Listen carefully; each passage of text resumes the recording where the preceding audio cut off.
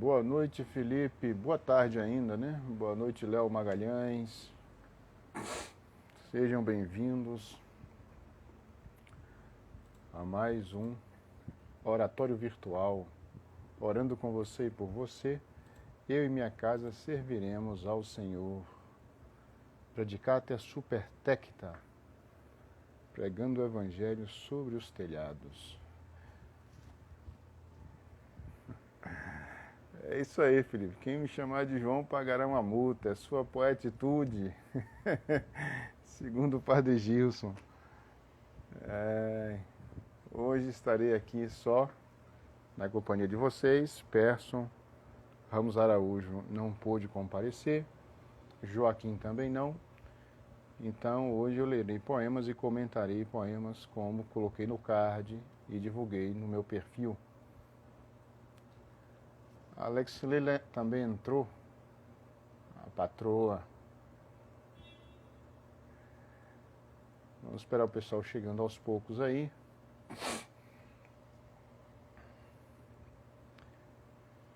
Nice Lopes, boa noite, boa tarde ainda, né? Estou sempre querendo adiantar o tempo. Oi, né? Entrou também, boa tarde a vocês. Sejam bem-vindos. Felipe, tá me ouvindo bem? Ou tá baixo, tá alguma coisa? O Velbert Oficial também, boa noite. Eu vou ler 2 poemas e comentar 2 poemas. 2 poemas que eu já coloquei, fiz comentários lá nos cards no meu perfil. O meu perfil, para quem não conhece, é umjoãofilho.filho, né? Eu sempre erro o nome do meu próprio perfil, vocês imaginam, né? Isso, mas aqui eu vou desenvolver mais ainda esses 2 poemas que eu coloquei lá. Boa noite, Matheus Ben Sabá. O Matheus é um jovem escritor de mão cheia, e tem um conto lindo, maravilhoso, no perfil do Oratório. Oratório virtual, no perfil do Oratório não, no Oratório virtual, no nosso site, né, oratoriovirtual.org. Vocês vão encontrar e temos lá um conto muito bacana do Matheus chamado A Primeira Noite, né? Há também poemas traduzidos por Joaquim, né, Joaquim de Carvalho, 2 poemas de George Herbert, né, 2 belíssimos poemas. A fotografia de José Carlos de Almeida, fotografias especiais para o site, né, é um fotógrafo profissional. Tem textos meus, tem um conto muito interessante, então um conto não, uma crônica, me perdoem, desculpem, de Alex Leila, né? Primeiro Deus, depois o samba. Eu que agradeço, Matheus, você mandar o conto, se quiser enviar novas contribuições, fica à vontade. Estamos preparando a 2ª edição agora, né? Eu não sei se chama assim, 2ª edição, que é site, mas já mandei um material meu e de Alex para Persson, ele é que vai renovar, né? Então, contos, crônicas, poemas, traduções, fotografia, e ainda tem os vídeos interessantíssimos no site do Oratório, né? E também o link do Oratório que vocês podem encontrar no o canal no YouTube. Tem um monte de coisa pra caramba, então frequentem, visitem. São conteúdos, tanto do site quanto do canal no YouTube, sempre renovados, né? Como aqui, todos os dias nós temos uma live ao vivo para vocês, né? Ou é a Santa Missa, ou é o Santo Terço, ou é hoje a conversa de domingo, né? Já tem um pessoal já estamos aqui já começamos, então eu primeiro vou fazer, não está na hora do Ângelo, vou ler um poema, é um poema na verdade, São Boaventura Saltério da Virgem, que eu sempre leio, né? Eu estou voltando aos poucos porque eu peguei uma gripe daquelas, tive um problema de coluna daqueles, enfim. Esse início de ano para mim foi assim, o ano começou me mastigando primeiro, né? Mas seja sempre feita a vontade do nosso Senhor Jesus Cristo. Então vou ler esse salmo, são 150 salmos. Eu rezo um salmo desse por dia, né? Terminei, aí vou voltar ao início e vou ler para vocês um deles. Vou ler o primeiro, Salmo 1, né? De São Boaventura. Salmo 1. Bem-aventurado o varão que ama o teu nome, Virgem Maria. Tua graça confortará a sua alma. Teu ventre foi irrigado por fontes de água. Nele conceberás o fruto da justiça. Bendita és tu entre as mulheres, pela fé em teu coração santo. Superas todas as mulheres na beleza da carne. Superas os anjos e os arcanjos na excelência de tua santidade. Tua misericórdia e tua graça serão apregoadas por toda parte. Deus abençoou o trabalho de tuas mãos. Glória ao Pai, ao Filho, ao Espírito Santo, como era no princípio, agora e sempre. Amém. Esse livrinho veio junto com o livro, né, assinatura mensal da minha Biblioteca Católica, de São Boaventura, Saltério da Virgem, né? É um livro realmente, o saltério é ligado, refere-se aos salmos, né? Então, já começamos, na verdade, né? Vamos ao Ângelus. Como estou só, farei o Ângelus sozinho. Se vocês quiserem me acompanhar, fiquem à vontade. Em nome do Pai, do Filho e do Espírito Santo. Amém. O anjo do Senhor anunciou a Maria, e ela concebeu do Espírito Santo. Ave Maria, cheia de graça, o Senhor é convosco. Bendita sois vós entre as mulheres. Bendito é o fruto do vosso ventre, Jesus. Santa Maria, Mãe de Deus, rogai por nós, pecadores, agora e na hora da nossa morte. Amém. Eis aqui a serva do Senhor. Faça-se em mim segundo a tua palavra. Ave Maria, cheia de graça, o Senhor é convosco. Bendita sois vós entre as mulheres. Bendito é o fruto do vosso ventre, Jesus. Santa Maria, Mãe de Deus, rogai por nós, pecadores, agora e na hora da nossa morte. Amém. E o Verbo se fez carne e habitou entre nós. Ave Maria, cheia de graça, o Senhor é convosco. Bendita sois vós entre as mulheres.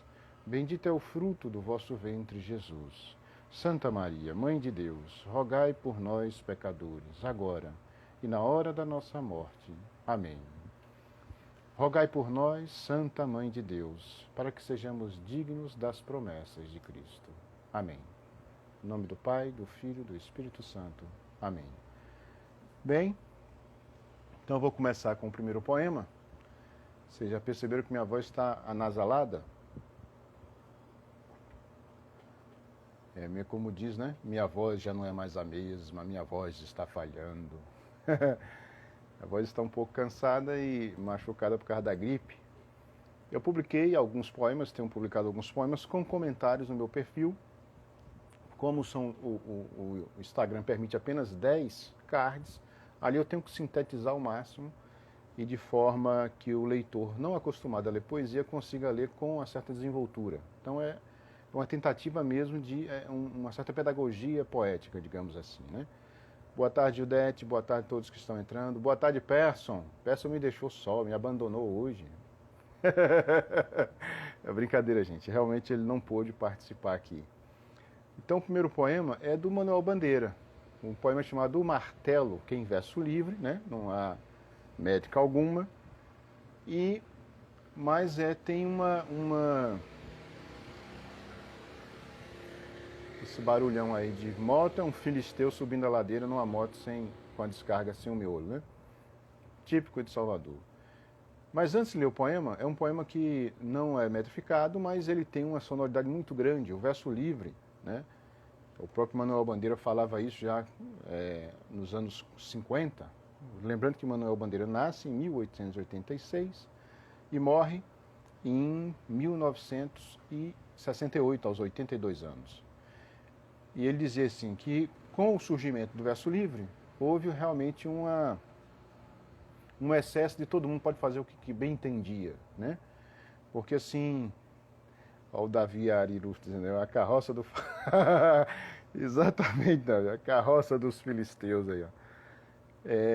Toda arte tem técnica, isso é impossível de existir. A arte, antes de ser arte, é artesanato. Então, você tem que aprender, se quiser fazer música, tem que aprender o que é música, né? Se não de ouvido, pelo menos tecnicamente, né? Pensar, insistir na arte de fazer música. Na poesia, a mesma coisa.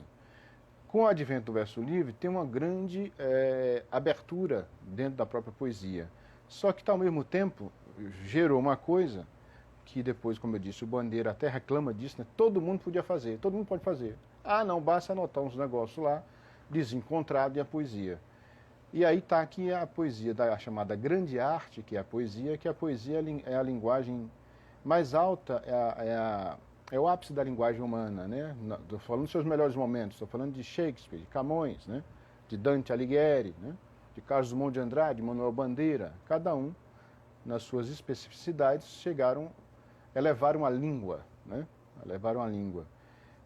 Como diz o professor Olavo de Carvalho, a poesia é uma reserva da língua, ou seja, a língua atinge um patamar, de algum modo, altíssimo, né? Isso não quer dizer linguagem difícil, palavreado difícil, mas um arranjo das palavras com que essas palavras transmitam uma emoção, uma ideia de forma única, né? E assim fez Manuel Bandeira nos seus melhores momentos. Bandeira consegue o que se chama que ele mesmo chamava de sortilégio verbal. Sortilégio é magia, né? Assim, realmente quase uma magia. Muito simples a poesia de Bandeira, mas ele nos torna mais humanos, né? Eu vou mostrar isso para vocês com esse poema, O Martelo. E antes de ler o poema, eu quero falar um pouquinho da vida de Bandeira. Bandeira nasce numa família muito boa, nasceu em Recife, passa os seus primeiros anos de vida em Recife, 5, 6 anos, vai para o Rio depois, que a família se desloca para o Rio. Como eu disse, ele nasce em 1886, mas passa praticamente sua vida inteira no Rio de Janeiro. E o pai dele tinha boas condições e tal, o pai dele tinha ligação até mesmo, acho que com Machado de Assis e tudo mais, né? A família era uma família que tinha recursos e também uma parte da família tinha grande interesse intelectual. O Felipe dizendo, hoje tem cada maluco se dizendo poeta, a gente encontra vários dentro do metrô. Pois é, mas poesia é o trabalho refinado com a linguagem, né? E aí, assim, para conseguir, você tem que realmente estudar muito, treinar seu ouvido, treinar até seu coração, seu sentimento. Mas voltando à Bandeira, então a família tinha recursos e tudo mais, mas ele se preparou para ser arquiteto, né? Tem um belíssimo poema chamado Testamento, que ele diz, na verdade, a própria autobiografia de Bandeira em poucos versos, né? Em algumas estrofes. E ele até diz, né? Preparou-me desde o menino para arquiteto meu pai, foi-se-me um dia a saúde, fiz-me arquiteto, não pude, sou poeta menor, perdoai. Então, realmente, ele não se fez arquiteto, porque aos 18 anos ele contrai o que seria no início do século XX, né, e no final do XIX, no caso, no final do século XIX, era a morte certa, que era a tuberculose, chamada a dama branca, né? Porque a pessoa ficava pálida, né? Perdia muito sangue. Então era a morte certa. Só que ele realmente não morre, ele é chamado da fase vencedora da tuberculose. Ele chega aí para a Europa, um lugar chamado Clavadel, né? Por sinal, é um lugar próximo, muito próximo, de onde se passa um dos maiores romances do século XX, que é a Montanha Mágica, que é Davos, né? O lugar chamado Davos, onde tinha a clínica, lá onde se passa toda a trama, ou pelo menos 90% da trama da Montanha Mágica do grande escritor alemão chamado Thomas Mann. E Bandeira acaba, na verdade, morrendo aos 82 anos, em 1968, mas ele perde, ironicamente, acho que de 1916 a 1920, ele perde a mãe, ele perde a irmã, ele perde o pai. Então é um homem muito, ao longo da vida, muito sofrido, né? Perdeu muita coisa, tudo o que ele queria era ser arquiteto, viver a vida de forma normal, não pôde fazer isso, né? Não teve adolescência, porque a tuberculose requeria muitos cuidados, Então é um homem todo cheio de problemas, né, na sua vida. E por que eu estou contando tudo isso? Porque o poema vai refletir essa vivência e esse sofrimento meditado ao longo da vida. A grande arte de Manuel Bandeira é conseguir transmitir, a simplicidade dos seus versos, toda a sua vida. Ele consegue transmitir a cada poema, nos seus melhores momentos, né, nos seus melhores poemas, ele transmite de forma profunda a sua vida. Esse sofrimento mais já meditado, né, como eu disse num texto, né, eu coloquei no texto, eu vou ler para vocês, porque tem muito a ver com o que eu estou falando agora. Então, o poema que eu vou ler, né, linha a linha, esse poema é a realização de um homem que possui a larga experiência do sofrimento vivido e meditado. Foi o que eu acabei de falar, né, só de forma oral, mais ampla, e dizendo um pouco da própria biografia de Bandeira. Então, veja, ele é tão depurado, né, que eu criei a seguinte imagem: como a essência longamente depurada, não de um perfume nem de um vinho, mas de uma consolação, se assim posso me expressar. Então a carga existencial do poeta e do homem e do poeta Manuel Bandeira, impregna, né, todo o poema e nos conforta e nos torna mais humanos. Essa é a grande questão de Bandeira. Ele não consegue nos consolar. É como um amigo que nos dissesse ao ombro, assim, falasse de forma diretamente ao coração, diretamente à alma, né? Então, como eu escrevi, esse é o segredo da magia poética do mestre pernambucano nos seus melhores momentos. Seus poemas transfiguram verdadeiramente sua vida. Bandeira consegue essa magia. Isso é muito difícil de fazer e pouquíssimos conseguiram, né? Então vamos ao poema, O Martelo, né? As rodas rangem na curva dos trilhos inexoravelmente. Mas eu salvei do meu naufrágio os elementos mais cotidianos. O meu quarto resume o passado em todas as casas que habitei. No meio da noite, no cerne duro da cidade, me sinto protegido. Do jardim do convento vem o pio da coruja, doce como um arrulho de pomba. Sei que amanhã, quando acordar, ouvirei o martelo do ferreiro bater corajoso o seu cântico de certezas. Então veja que é verso livre e tudo mais, né?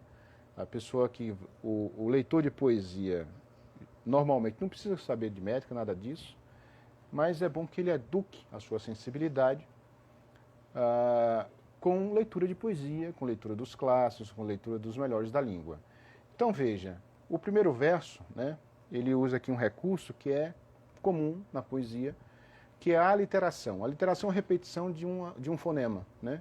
Aqui é a letra R, né? Rodas, rangem, curva, trilhos e mesmo inexoravelmente, né? Rá, né? Então,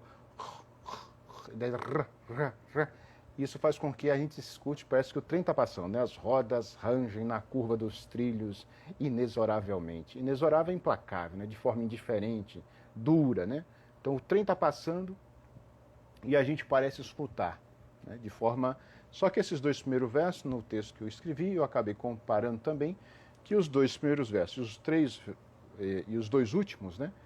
Tratam de coisas feitas por mãos humanas, obras humanas que são metálicas, né? O trilho, os trilhos do trem, que é feito de ferro, né? E subentende-se que está passando um trem, né? As rodas rangem na curva dos trilhos, não precisa dizer trem, porque está passando um, né? Inexoravelmente. E também o martelo. Só que o martelo, obra feita por mãos humanas, aqui está sendo manejado por um trabalhador. E aí esse manejo ele acaba sendo humanizado, né, pela figura do trabalhador e também pela imagem maravilhosa que Bandeira coloca, né? O bater corajoso desse martelo, o seu cântico de certeza, de esperança, né?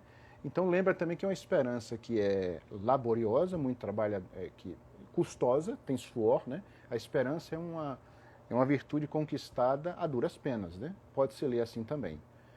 E veja que nos dois primeiros versos, as rodas rangem na curva dos trilhos inexoravelmente, ele separa, ele deixa inexorável separado, para reforçar até mais, né?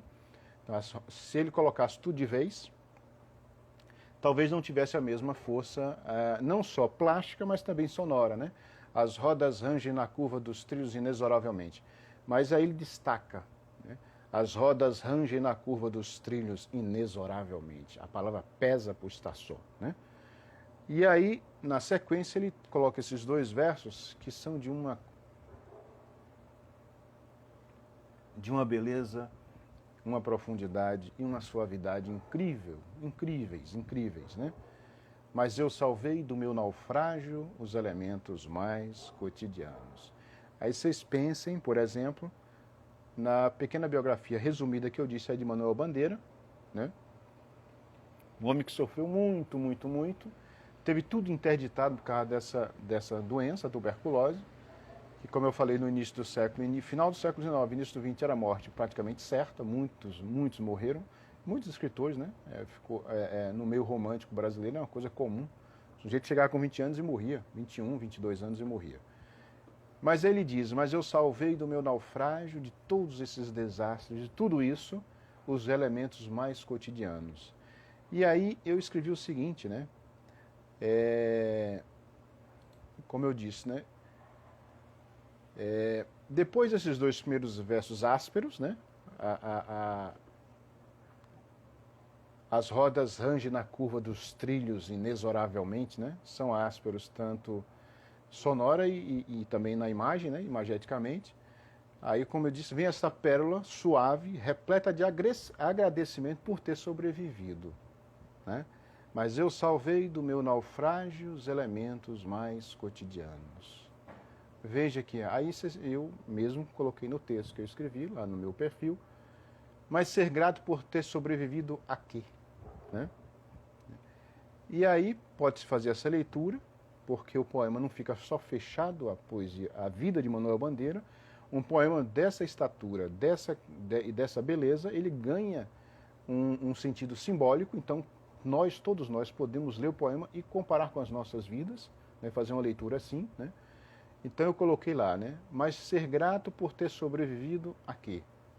A si mesmo, a sua tristeza, a sua desesperança, a sua falta de fé, né?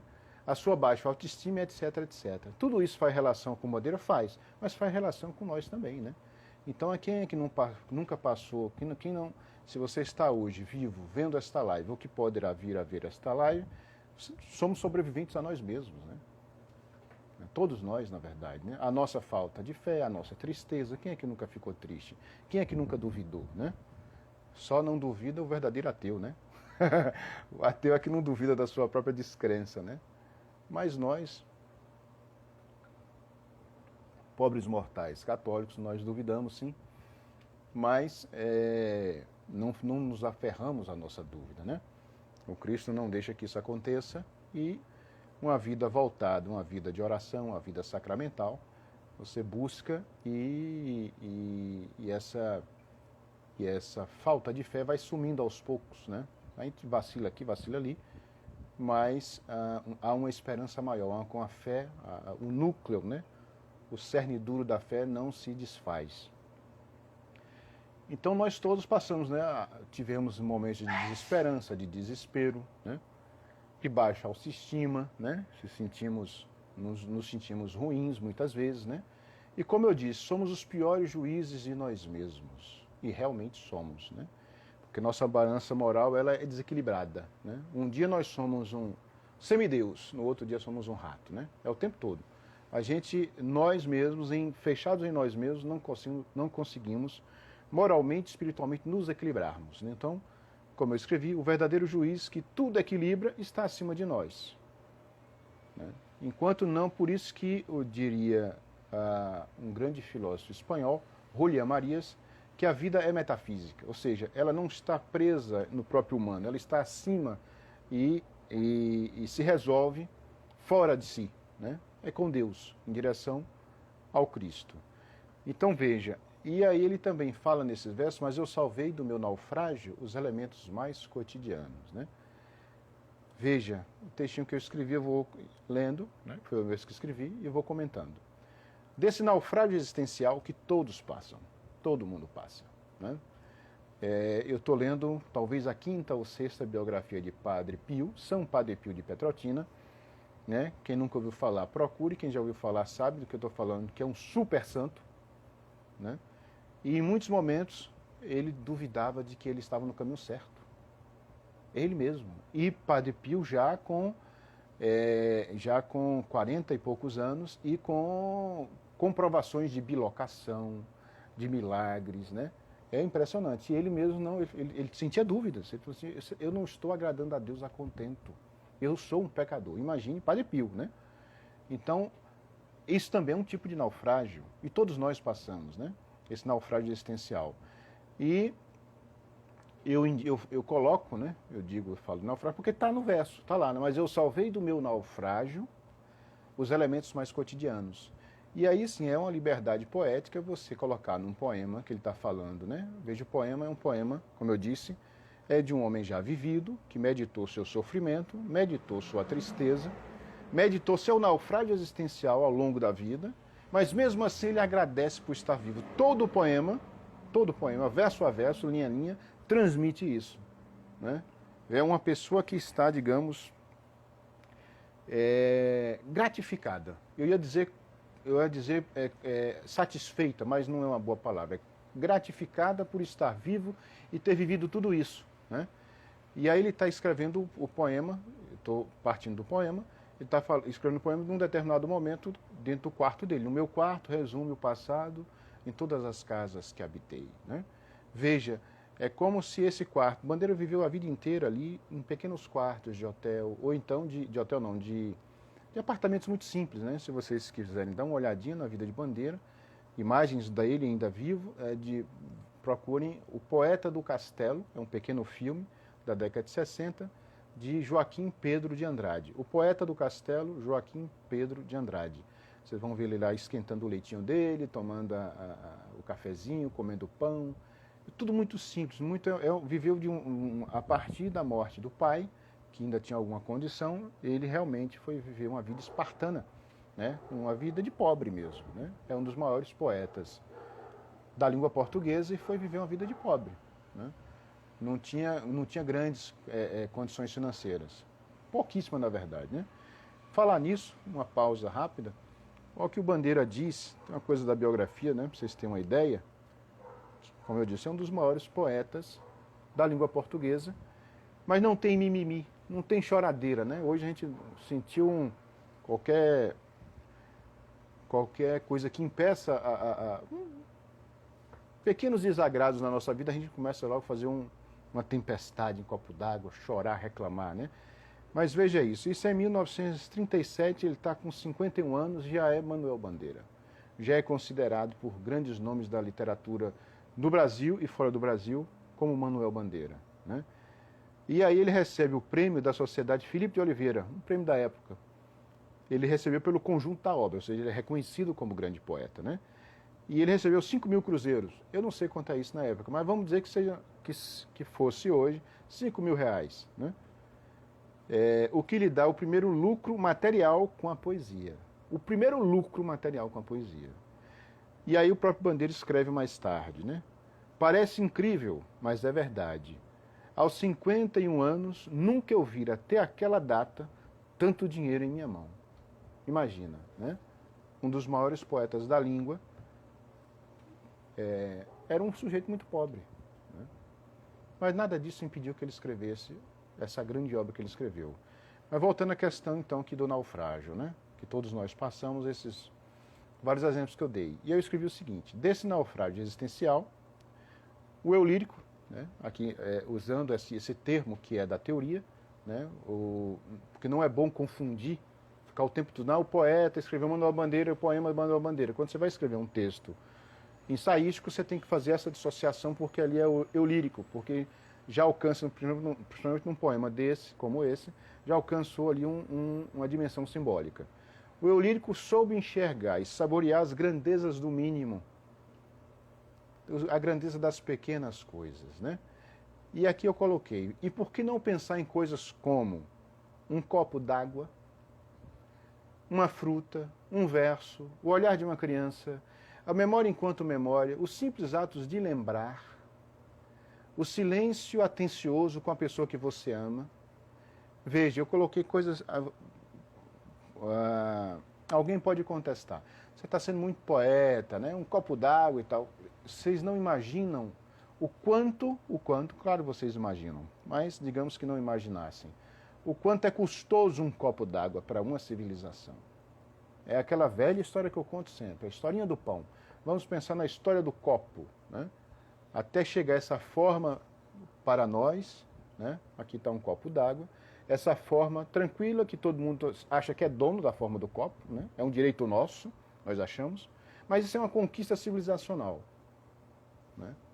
Ah, isso é exagero, João, você é muito poeta, está exagerando. Não estou, não. Né? Primeiro que não fomos nenhum de nós agora vivos, inventamos o copo, inventamos a forma do copo. Né? Alguém na história humana, há séculos e séculos anteriores, e até talvez antes da própria formação da língua, apareceu alguém que não tem que fazer uma cuia que pegue água, alguma coisa para a gente beber. Né? Daí vem a ideia do copo. E todo mundo acha que descobriu o copo, que é um direito seu. Né? Não é. E aqui também a questão água, né? Vocês sabiam, aproveitar e tomar um gole, vocês sabiam que até o século XIX, por causa da chamada, aí eu estou aqui na explicação, você vê, né? Metafísica, antropológica, humana, minha mulher diz, que copo feio, olha.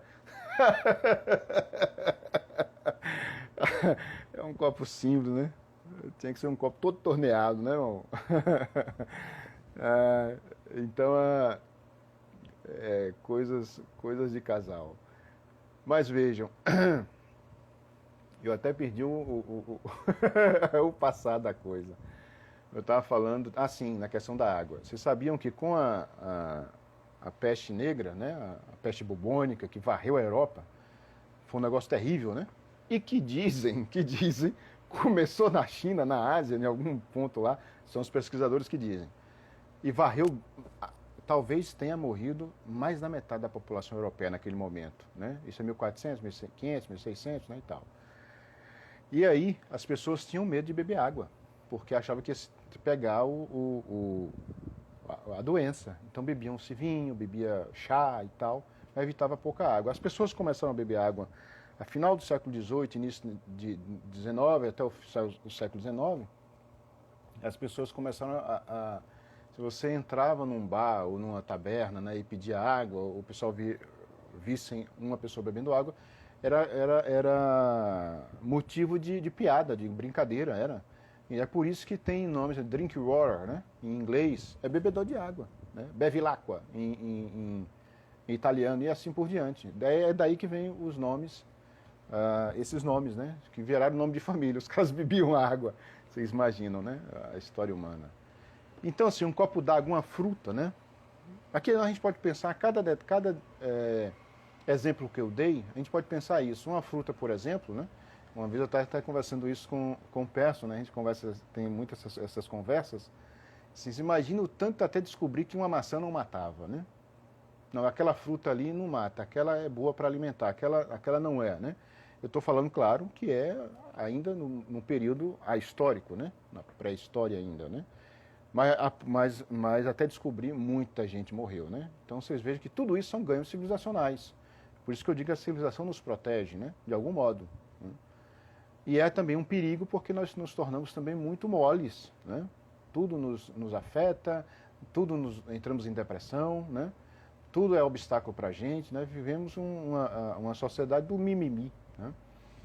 Então, como eu disse, né? Por que não pensar, né? Eu salvei do meu naufrágio os elementos mais cotidianos. Ele sabe saborear, sabe dar o real valor a essas coisas que eu chamei de grandezas do mínimo, né? Um verso, o olhar de uma criança, né? Porque nós temos também aquela coisa de tudo tem que ter uma finalidade e uma finalidade com lucro, né? Nós perdemos o senso das coisas que não precisam ter lucro algum. Tudo tem que ter lucro, né? Então, um copo d'água, uma fruta, um verso, o olhar de uma criança. A memória enquanto memória, quem te lembra e esquece que o próprio fato de lembrar já é um negócio impressionante, né? E sem memória não existiríamos e não existia nem homem face da terra, né? Não teria nada disso. O simples ato de lembrar, como disse, né? O silêncio atencioso com a pessoa que você ama, o convívio, né, em silêncio. E silêncio é uma palavra que tem que ser muito trazida e conversada hoje, indicada, né? porque a gente vive, como eu digo sempre, um mundo de ruídos, né? Interiores e exteriores, né? As pessoas, eu estava conversando com o Alex, minha mulher hoje, mais cedo a gente estava até lembrando, né? Que no início da pandemia, o ano passado, a cidade estava um deserto, né? Tudo silencioso e tal. Mas as pessoas ficaram recolhidas em casa no primeiro momento, mas elas não suportavam o silêncio e começaram a fazer muito barulho, né? Porque o silêncio para essas pessoas traz vazio, né? Vazio existencial, então tem que preencher com ruído, né? Então, e o outro, sem silêncio interior, você não consegue realmente organizar ideias, você não consegue organizar seu espírito, você tem que ficar o tempo todo se deslocando, né? Eu me lembro muito de um amigo nosso que não para quieto, não para, né? É um homem de quase 60 anos e não consegue sossegar.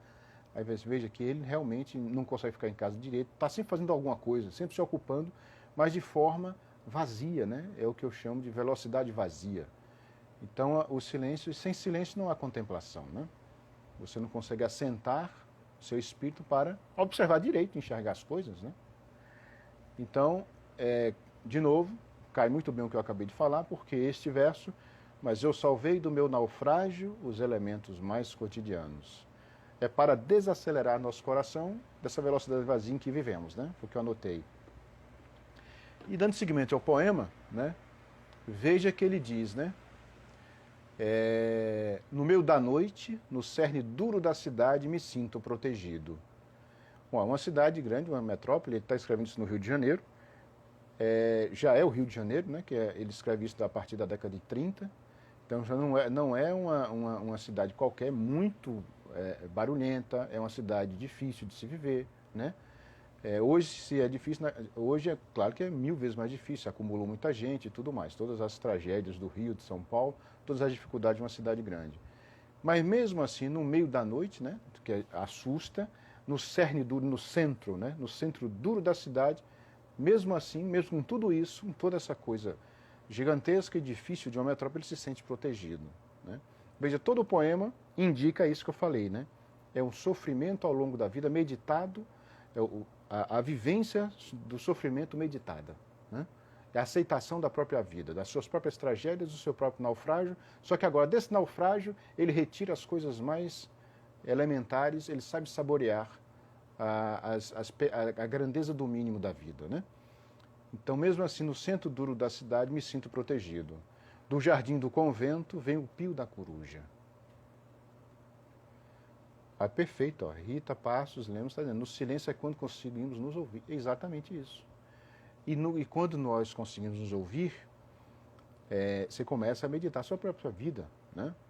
E aí você começa a ver o naufrágio, que você também já atravessou. E é necessário ver o naufrágio para organizar o que foi salvo, né? Naufrágio quer dizer o quê? Profundeza. Quem naufraga desce ao fundo de si mesmo, não é isso? E lá é necessário voltar, né? É um poema que eu escrevi chamado Naufrágios, por sinal. São 3 estrofes de 4 versos, né?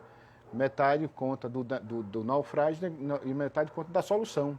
É por isso que o último verso diz: afogar tubarões debaixo d'água. Então, quem consegue o silêncio pessoal, o silêncio interior, consegue afogar tubarões debaixo d'água. Você consegue, ou seja, as maiores dificuldades você atravessa, né? Então, do jardim do convento, o convento lembra logo dá uma gravidade, né? Está dentro da cidade, dá uma gravidade, porque o convento é uma construção austera, né? Muito séria, grave. Então, do jardim do convento vem o pio da coruja, doce como um arrulho de pomba. Arrulho é como fosse, arrulho é também, ou seja, o barulhinho da pomba, né?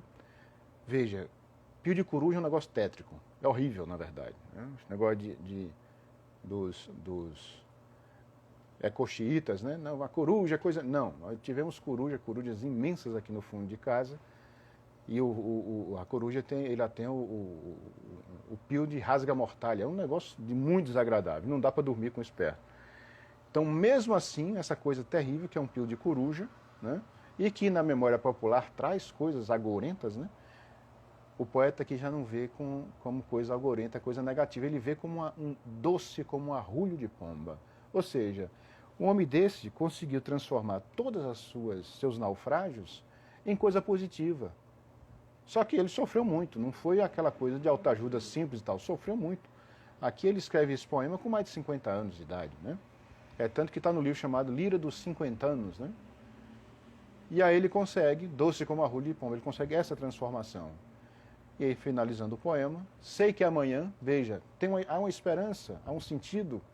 Ele sabe que vai acordar no outro dia, ele espera isso, né? Sei que amanhã, quando acordar, ouvirei o martelo do ferreiro bater corajoso o seu cântico de certezas. Aí você veja que dá para contrapor de novo as duas obras feitas por mãos humanas, o trilho lá indiferente, de ferro, né?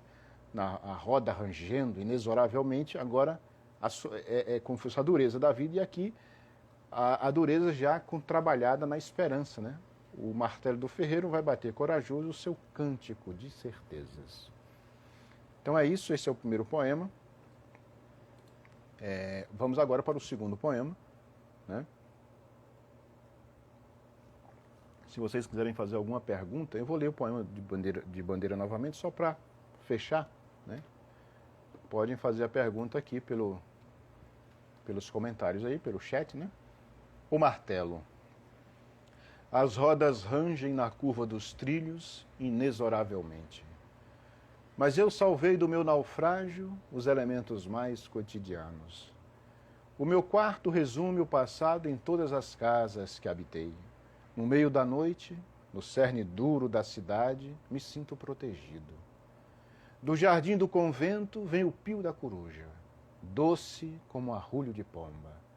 Sei que amanhã, quando acordar, ouvirei o martelo do ferreiro bater corajoso o seu cântico de certezas. Então é isso aí. Rita Passos, obrigado Rita, né? O poema é belíssimo, muito bonito o poema. E agora nós vamos para um outro poema, que é... Deixa eu só achar o poema aqui, cadê? Aqui. Pronto. Que é Uma Pequenina Luz, de Jorge de Sena. Está nesse livro aqui, né? Eu li praticamente, li toda a obra poética de Jorge de Sena, uma parte da obra teórica, né, crítica, que é um grande crítico, e aqui está o livro de Manuel Bandeira, a minha edição. A edição está bem atacadinha, né, bem maltratada, mas é porque é velha, gente. Eu tô com esse livro desde 95. Lendo e relendo, né? Então, agora, Uma Pequenina Luz, de Jorge de Sena. Bom, Jorge de Sena é português, é um desses gigantes portugueses, e é mesmo. Chegou a morar no Brasil, né? Na década eu acho que no final de 50 e início de 60 ele mora no Brasil, ele chegou a ser professor universitário no interior de São Paulo. Esqueci o nome da cidade, passou a cidade agora, mas ele nasce em 1919 e morre em 1978, né? Jorge de Sena realmente era impressionante a capacidade de trabalho e a inteligência profunda de Jorge de Sena, porque ele traduziu muitas línguas, né? Inglês, francês, grego, latim, era impressionante o homem. E aí, com a ditadura militar no Brasil, ele vai para os Estados Unidos e morre lá em 1978, né? Trabalhou muito, era um especialista em Camões, né? É raro se você ser hoje um camonista, e ele foi, né? Tem um grande livro chamado Uma Canção de Camões, né? O homem realmente era impressionante. E o poema, Uma Pequenina Luz, ele anota aqui, né? Ele põe mesmo no final do poema, 1950. Esse também eu comentei lá no meu perfil, né? João.filho. E como eu faço sempre, coloquei o poema e fiz uns comentários. São comentários mais didáticos, né? Para indicar um certo percurso para um leitor interessado em poesia, né? Então, vamos ao poema.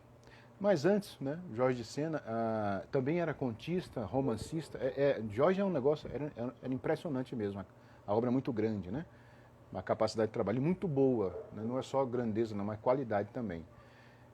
Tem um site que eu vou indicar para vocês chamado www.lerjorgedesena.letras.ufrj.br. Se vocês colocarem Ler Jorge de Sena no Google, vai bater lá. E lá vocês vão procurar, né, dentro do site, procurem pela prosa, e dentro da prosa procurem por contos e procure por um conto chamado Superflumina Babilonis, que é aquele verso de Camões, né? Porque é um conto, uma maravilha de conto, é curto, não é longo. É um conto que ele trata dos últimos momentos de Camões e quando no final do conto Camões volta a ter inspiração e volta a escrever sobre os rios que vão, né? Que é, para mim, é um dos maiores poemas da língua portuguesa de todos os tempos. Acho que em qualquer língua, né? Aquilo é uma obra-prima. Um poema longo, por sinal, né? E o Jorge Sena situa Camões já em Lisboa, já bem fisicamente bem machucado, né, abatido da vida e muito doente, né? Pearson lembrou, ele morou em Araraquara. Obrigado, Pearson. Exatamente, Araraquara, São Paulo. Exatamente isso mesmo. Então vamos a uma pequenina luz de Jorge de Sena. Vejam, o desenho do poema na página, né, no próprio livro, né, a chamada mancha gráfica, mostra para vocês, tá vendo? Não sei se dá para ver aí. Vai e volta, tá vendo? Versos maiores, menores, fica... vai fazendo assim o poema, ó, né, se você, de cima para baixo, ó, faz assim com a mão. E é exatamente isso que ele está descrevendo a luz, que é uma luz bruxuleante, né?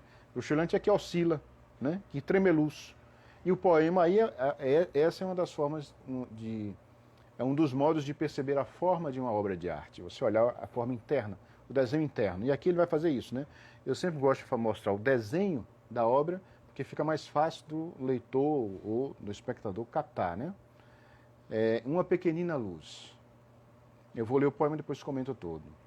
Uma pequenina luz bruxuleante, não na distância, brilhando no extremo da estrada, aqui no meio de nós e a multidão em volta, un toute petite lumière, just a little light, una piccola, em todas as línguas do mundo, uma pequena luz bruxuleante, brilhando incerta, mas brilhando, aqui no meio de nós, entre o bafo quente da multidão, a ventania dos cerros e a brisa dos mares e o sopro azedo dos que não a veem, só a adivinham e raivosamente assopram.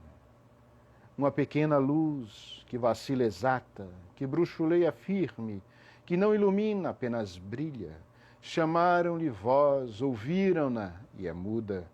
Muda como a exatidão, como a firmeza, como a justiça. Brilhando indefectível, silenciosa, não crepita, não consome, não custa dinheiro. Não é ela que custa dinheiro. Não aquece também os que de frio se juntam, não ilumina também os rostos que se curvam, apenas brilha, bruxuleia, ondeia, indefectível, próxima, dourada. Tudo é incerto ou falso ou violento, brilha. Tudo é terror, vaidade, orgulho, teimosia, brilha. Tudo é pensamento, realidade, sensação, saber, brilha. Tudo é treva ou claridade contra a mesma treva, brilha. Desde sempre ou desde nunca, para sempre ou não, brilha. Uma pequenina luz bruxuleante, muda, como a exatidão, como a firmeza, como a justiça, apenas como elas, mas brilha. Não na distância, aqui, no meio de nós, brilha. É impressionante esse poema, né? Tem muita repetição e pela repetição ele faz com que a chama, né? Essa luz, parece uma chama de uma vela ao vento, né? Sacudindo, bruxuleante, né? Oscilando, né? Tremeluzindo. E indefectiva é que não falha, né? E crepita não estala, né? Ela é muda, não tem barulho algum essa luz, né? O Felipe está dizendo aqui, o Felipe Borba, Cartas do Meu Avô do Bandeira, foi o segundo poema que eu decorei na vida, o primeiro foi Você Já Sabe. Pode analisar ele. Felipe, agora a gente está caminhando para o final, eu vou analisar Pequenina Luz, mas eu prometo, você pode me cobrar, no próximo oratório, no próximo domingo, eu analisarei sim. Esse poema é um belíssimo poema, né, do Manuel Bandeira. Eu vou analisar, mas agora não dá tempo, né? Então são 2 poemas, 3 poemas no máximo, por live. Então, mas eu vou anotar seu pedido no próximo domingo, eu analiso com toda certeza. Obrigado pelo pedido. Então, voltando aqui à pequenina luz. E a primeira coisa, eu escrevi um texto também, como eu disse, coloquei lá no perfil. Que luz é essa? Né? Que luz é essa? A primeira pergunta que logo fazemos de cara, né? Veja que tem uma palavrinha ou outra, é uma luz que é muda, né? Vamos pegar os adjetivos, né? Não custa dinheiro, não é ela que custa dinheiro. Diz aqui o próprio poema, ela está em todas as línguas do mundo, para isso ele cita, né, em francês, né, une toute petite lumière, em inglês, just a little light, né, em italiano, una piccola, né, para dar, e termina com reticência, para dar essa força de que em todas as línguas do mundo, como ele acaba dizendo no verso seguinte, né, ela brilha, ela é quase imperceptível, né, veja que não está longe, está no meio de nós, né, no meio de nós. Ela não aquece, né, apenas brilha. Estou pegando aqui todos os adjetivos negativos ou positivos que ele dá à luz, né? Ela bruxuleia, ela treme luz, mas ela é firme, né? Ela é exata, isso é fantástico, né? Esse verso é muito bom, né? Ela é muda como a exatidão, ou seja, não é uma mudez negativa. Como a firmeza, ela é muda como a firmeza, né? Você não precisa dizer, né? Basta, é ato. Ela é ato. Isso é que é fantástico, né? A luz aqui é ato, né? Ela muda como a justiça, né? Então veja, que luz é essa, né? Como eu disse no texto, né? Que luz é essa? O poeta aponta o seu local, né? Como eu disse, no meio de nós, né? Não da distância brilhando no extremo da estrada, aqui no meio de nós e a multidão em volta, tá para todos, tá para todos, é para todos essa luz, né?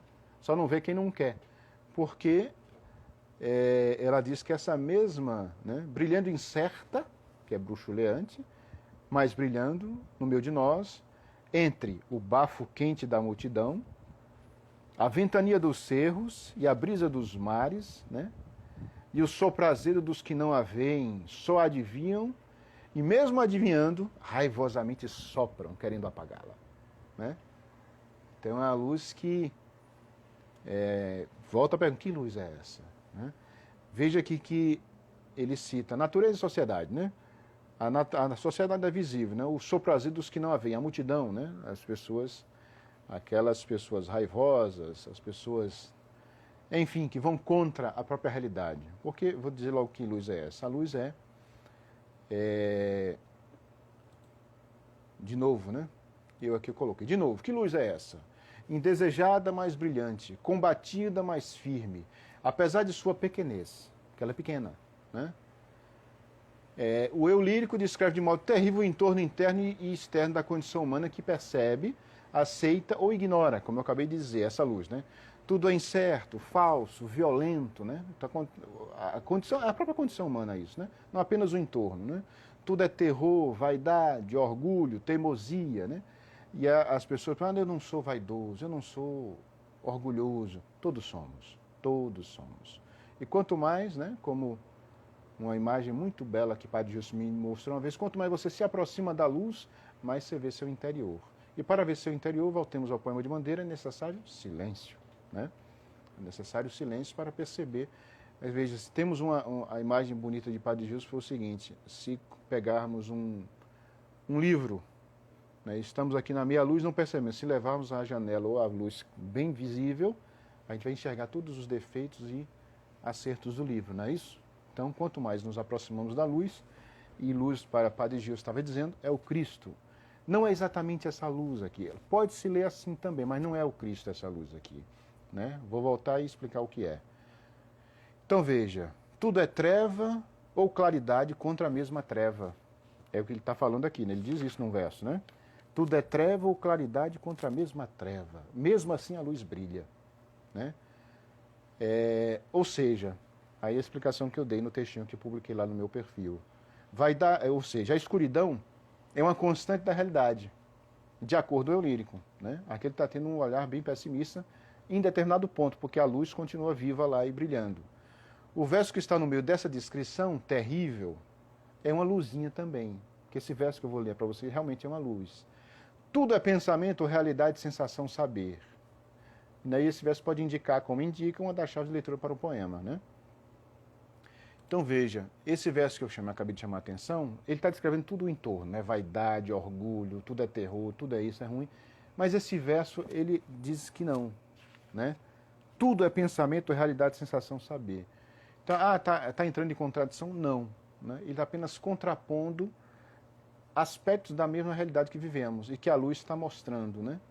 Então veja, esse verso contrasta com o conteúdo negativo apontado pelo eu lírico e afirma que a luz é manifestada. Então veja, pensar, sentir, pensar, ser, sentir, saber, isso é luz. Né? O próprio poema, a existência do poema é luz. Tudo que não é luz é treva, né?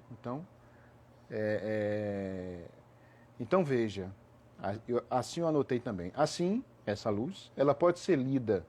Aqui vem a explicação que luz é essa, né? Como a luz do próprio ser, é o que eu chamo de positividade do real. Né? Me lembra sempre aquela passagem do início do romance de Clarice Lispector, A Hora da Estrela. Ela fala que tudo no mundo começou com um sim. Né? Isso é fantástico, eu acho isso maravilhoso. Não tem como dizer que é não, é sim. Né? Uma célula disse sim a outra célula e assim foi se firmando sim.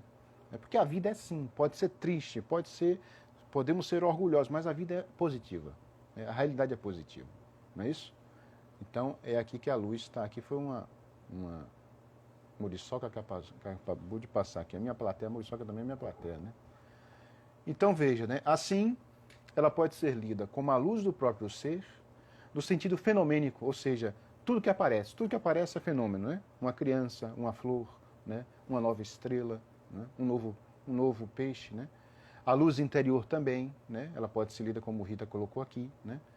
Tudo que aparece, aquilo que nasce, no sentido ontológico, o ser enquanto ser, né? É a estrutura da realidade, né? O ser enquanto ser. Essa luz é a própria estrutura da realidade. Ela está mostrando isso, né? Então, quem pensa essa luz, quem a tem como realidade, quem a pode sentir e assim sabê-la também brilha. Por isso que o poema brilha com o autor aqui, né? E com o leitor que percebemos. Então, veja, assim ela pode ser lida também como esperança. Né? E aqui entramos também, aqui é uma esperança da estrutura da realidade, que é positiva nesse poema, e no poema anterior, de Manuel Bandeira, é a esperança vivida, custosamente alcançada, né? Com suor, né? Através do trabalho, do cântico de certeza do ferreiro. Então é isso, estamos chegando ao finalzinho já, vou tomar mais um gole de água, o meu copo feio, como disse minha mulher, e vou ler de novo Uma Pequenina Luz e nós encerramos. Mas, Felipe, eu não esqueci, Cartas a Meu Avô, de Manuel Bandeira, é um belíssimo poema, todo redondinho, né? Vamos lá, Uma Pequenina Luz. Uma pequenina luz bruxuleante, não na distância brilhando no extremo da estrada, aqui no meio de nós e a multidão em volta, une toute petite lumière, just a little light, uma pícola, em todas as línguas do mundo, uma pequena luz bruxuleante, brilhando incerta, mas brilhando, aqui no meio de nós, entre o bafo quente da multidão, a ventania dos cerros e a brisa dos mares, e o sopro azedo dos que a não veem, só adivinham e raivosamente assopram. Uma pequena luz que vacila, exata, que bruxuleia, firme, que não ilumina, apenas brilha. Chamaram-lhe voz, ouviram-na e é muda. Muda como a exatidão, como a firmeza, como a justiça, brilhando indefectível. Silenciosa, não crepita, não consome, não custa dinheiro, não é ela que custa dinheiro.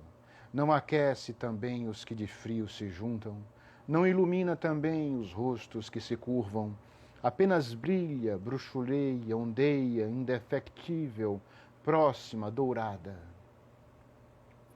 Tudo é incerto ou falso ou violento, brilha. Tudo é terror, vaidade, orgulho, teimosia, brilha. Tudo é pensamento, realidade, sensação, saber, brilha. Tudo é treva ou claridade contra a mesma treva, brilha. Desde sempre ou desde nunca, para sempre ou não, brilha. Uma pequenina luz bruxuleante e muda, como a exatidão, como a firmeza, como a justiça, apenas como elas, mas brilha, não na distância, aqui, no meio de nós, brilha. Então é isso, né? A Jéssica está botando American Cup. Então é isso, minha gente. Muito obrigado por ficarem até aqui. Eu agradeço. Fiquem com Deus. Tenham um bom final de domingo e uma semana santa para todos vocês. E tudo seja que essa luz, pequenina luz, vocês percebam cada vez mais e que ela continue com vocês, viu? Então, próximo domingo estaremos aqui. Já temos um poema em vista, que é o poema aqui indicado por Felipe, e estaremos de volta. Fiquem com Deus, até a próxima, e foi um prazer estar com vocês.